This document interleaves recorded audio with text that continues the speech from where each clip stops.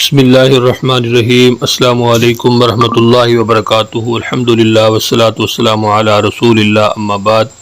رب اشرح لی صدری ویسر لی امری واحلل عقدۃ من لسانی یفقہوا قولی۔ اللہم فقہنا فی الدین، رب یسر ولا تعسر وتمم بالخیر وبک نستعین۔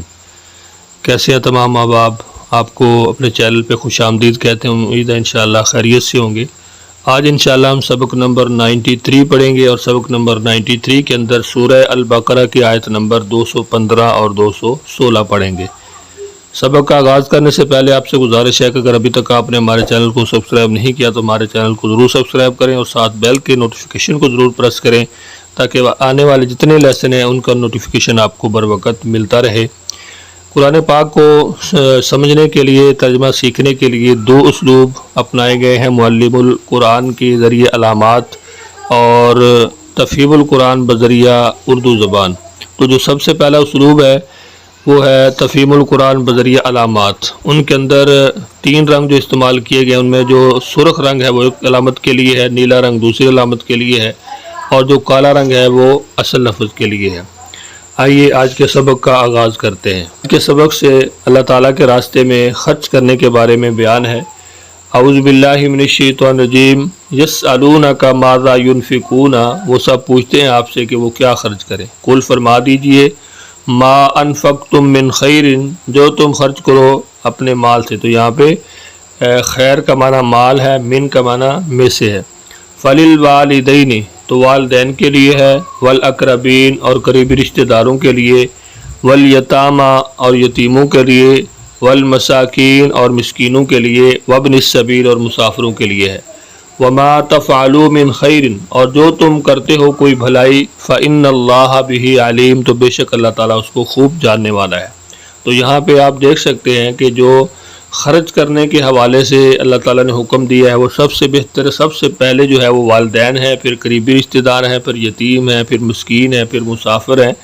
اور اللہ تعالیٰ فرماتے ہیں کہ جو بھی تم بھلائی کرو، جیسے کہ حدیث میں آتا ہے کہ کل معروف صدقہ، ہر اچھی بات صدقہ ہے، ٹھیک ہے۔ کسی کو اچھائی کا حکم دینا یہ بھی صدقہ ہے، کسی کو برائی سے روکنا یہ بھی صدقہ ہے۔ تو جو بھی تم بھلائی کا کام کرو گے، اچھا کام کرو گے، تو اللہ تعالیٰ اس کو خوب جاننے والا ہے۔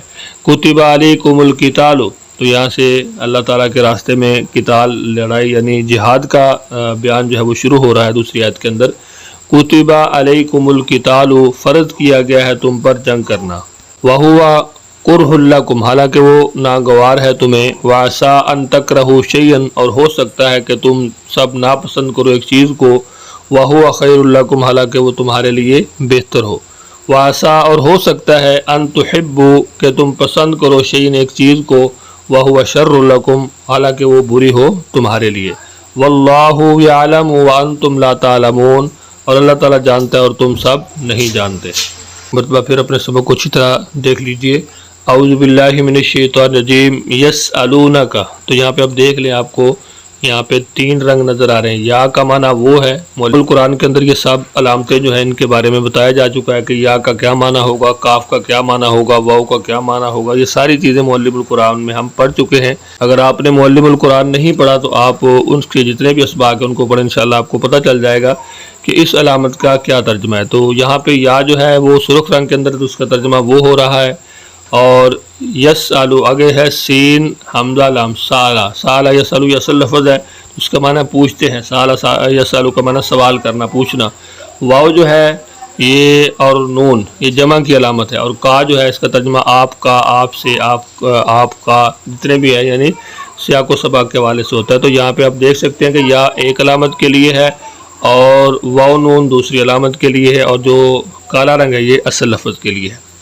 اعوذ باللہ من الشیطان الرجیم۔ یسألونک، وہ سوال پوچھتے ہیں آپ سے، ماذا ینفقون، وہ سب کیا خرچ کریں۔ قل فرما دیجئے، ما انفقتم من خیر، جو تم خرچ کرو مال میں سے، فللوالدین، تو وہ والدین کے لیے ہے، والاقربین، اور قریبی رشتہ داروں کے لیے، والیتامى، اور یتیموں، والمساکین، اور مسکینوں، وابن السبیل، اور مسافروں کے لیے ہے۔ وما تفعلوا من خیر، اور جو تم سب کرتے ہو کوئی بھلائی، فإن اللہ بہ علیم، تو بے شک اللہ تعالیٰ اس کو خوب جاننے والا ہے۔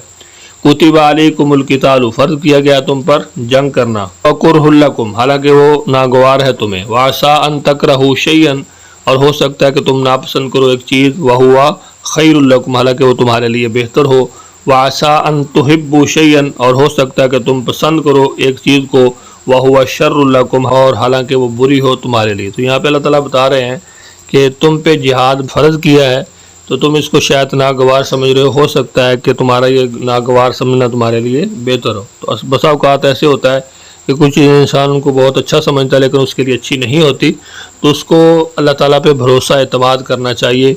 اور بسا اوقات ایسا ہوتا ہے کہ کوئی چیزیں دیکھنے میں بری ہوتی ہیں لیکن اس کے لیے وہ اچھی ثابت ہوتی ہیں۔ تو اللہ تعالیٰ فرماتا ہے واللہ یعلم، کیا برا ہے کیا اچھا ہے یہ اللہ جانتا ہے، وانتم لا تعلمون اور تم نہیں جانتے۔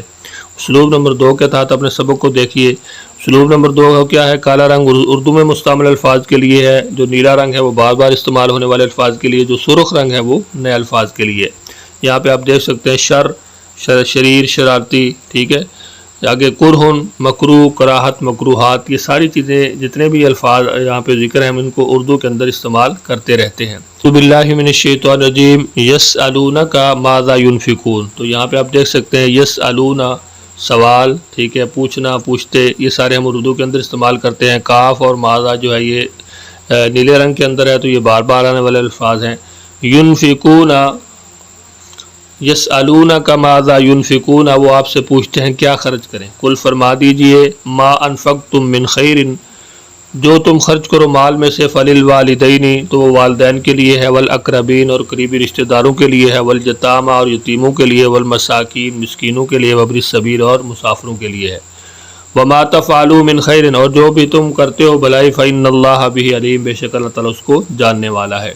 کتب علیکم القتال، فرض کیا گیا تم پر جنگ کرنا، ہوا کرہ لکم، اور حالانکہ وہ ناگوار ہے تمہیں، وعسیٰ اور ہو سکتا ہے، ان تکرہوا شیئا کہ تم ناپسند کرو ایک چیز، وہو خیر لکم اور وہ تمہارے لیے بہتر ہو، وعسیٰ ان تحبوا شیئا اور ہو سکتا ہے کہ تم پسند کرو ایک چیز، کوئی چیز یا ایک چیز، وہو شر لکم اور وہ بری ہو تمہارے لیے، واللہ یعلم اللہ تعالیٰ جانتا ہے، وانتم لا تعلمون اور تم نہیں جانتے۔